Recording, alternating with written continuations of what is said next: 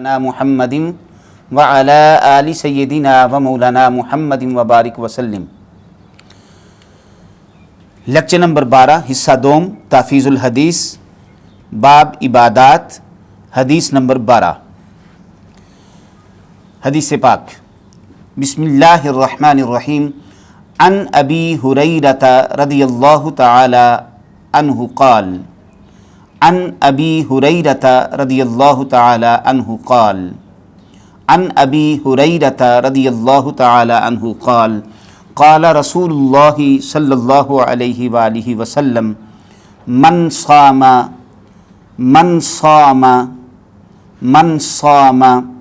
رمضان ایمانا واحتسابا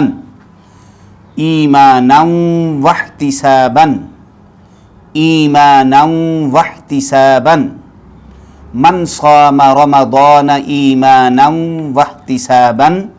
غفر له ما تقدم من ذنبه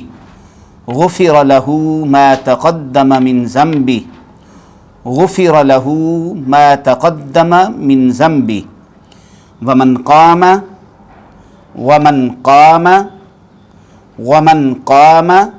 ایمانا واحتسابا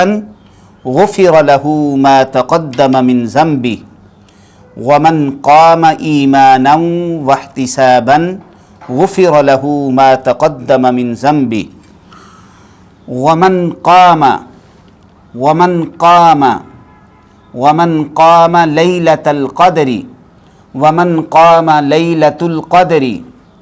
ومن قام ليلة القدر ایمانا واحتسابا غفر له ما تقدم من ذنبه متفق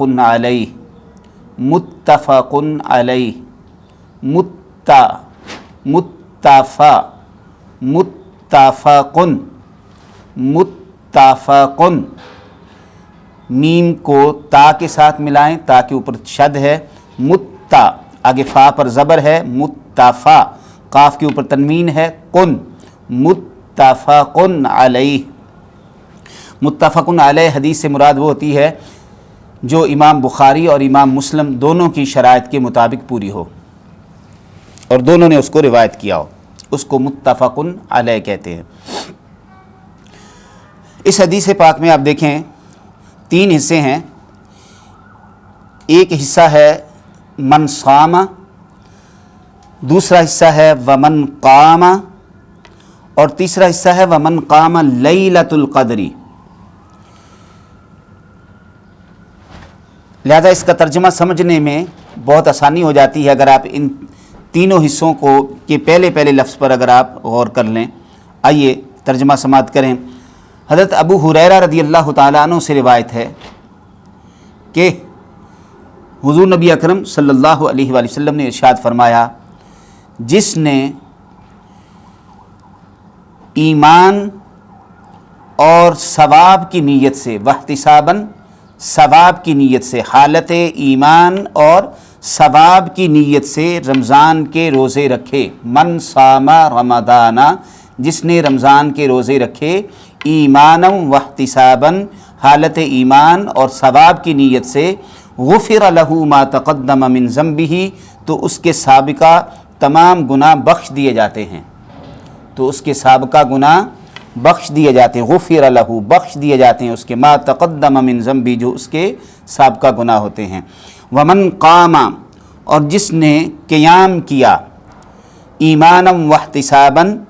حالت ایمان اور ثواب کی نیت سے، غفر له ما تقدم من ذنبه تو اس کے پچھلے سارے گناہ بخش دیے جاتے ہیں۔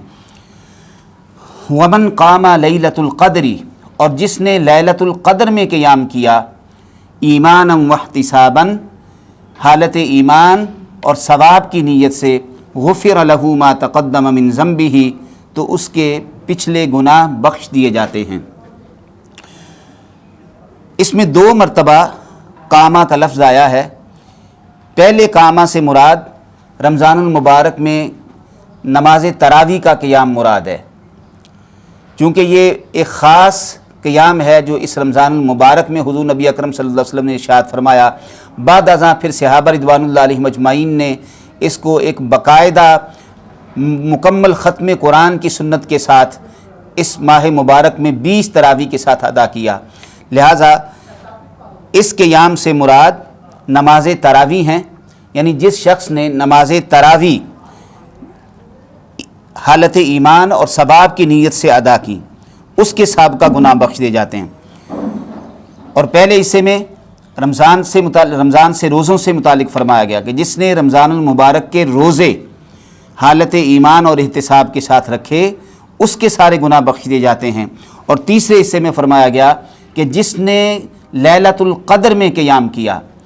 لیلۃ القدر جیسے 21، 23، 25 اور 27، 29 کی شب ہے، اور بالخصوص پوری امت کا جس پر کثرت کے ساتھ اجماع ہے وہ 27 کی شب ہے، یعنی آج جو آنے والی مبارک عظیم شب ہے، اس شب میں جو کوئی اللہ کے حضور قیام کرے گا حالت ایمان اور ثواب کی نیت سے، تو اس کے بھی سارے سابقہ گناہوں کو بخش دیا جائے گا۔ حدیث پاک میں آتا ہے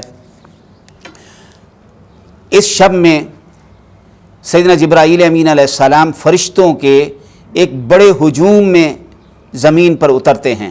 نزل جبریل علیہ السلام فی قبقبۃ من الملائکہ یصلون علی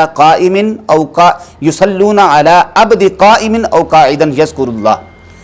اور ہر اس شخص کو سلام کرتے ہیں جو اس شب میں کھڑے یا بیٹھے اللہ کو یاد کرتا ہے۔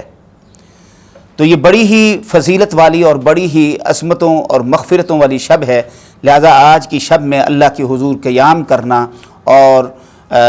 اس سے دعا کرنا یقیناً تمام گناہوں کی بخشش کا ذریعہ۔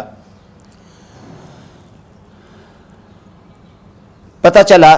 کہ رمضان المبارک کے روزے رکھنا سابقہ گناہوں کے بخشے جانے کا سبب ہے۔ اسی طرح رمضان المبارک میں نماز تراویح کا ادا کرنا اور قیام کرنا، قیام لیل کرنا سابقہ گناہوں کے بخشے جانے کا سبب ہے، اور اسی طرح لیلۃ القدر میں اللہ کے حضور حالت ایمان اور ثواب کی نیت سے قیام کرنا سابقہ گناہوں کے بخشے جانے کا سبب ہے۔ اللہ تبارک و تعالی ہمیں اس حدیث پاک کے مطابق عمل پیرا ہونے کی توفیق عطا فرمائے، اور اس کے معنی کو سمجھنے، سمجھانے اور دوسروں تک بھی پہنچانے کی توفیق مرحمت فرمائے۔ جزاکم اللہ خیر۔ السلام علیکم ورحمۃ اللہ وبرکاتہ۔